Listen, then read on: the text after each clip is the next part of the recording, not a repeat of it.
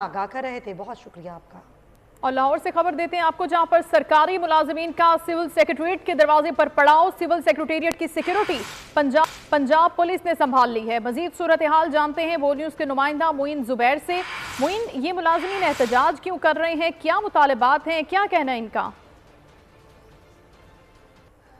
जी बिल्कुल, 3 रोज से इनका एहतजाजी धरना सिविल सेक्रेटेरिएट के बाहर जारी है। जो बुनियादी मुतालबात हैं इन मुलाजमीन के, उनमें सर फहरिस्त ये कि जो मरात वफाक ने सरकारी मुलाजमीन को बजट में दी हैं वही पंजाब हुकूमत सरकारी मुलाजमीन को दे।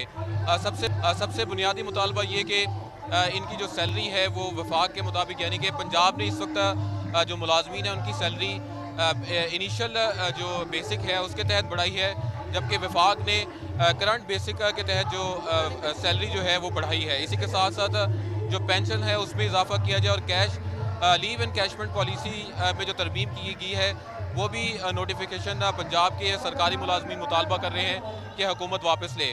इसके अलावा मज़ीद क्या मुतालबात हैं इन सरकारी मुलाजमीन से जानते हैं। अच्छा, आप बताएं कितने रोज रहे हैं, क्या बुनियादी मुतालबात हैं आपके? हम 3 दिन से यहाँ पर बैठे हुए, डे नाइट हमारा धरना चल रहा है और हमारे सिर्फ 2 मुतालबात हैं, कोई ज़्यादा मुतालबात नहीं है।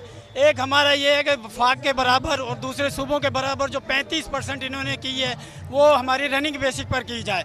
दूसरा हमारा और पेंशन हमारी वो 5% है, उसे भी 17.5% किया जाए।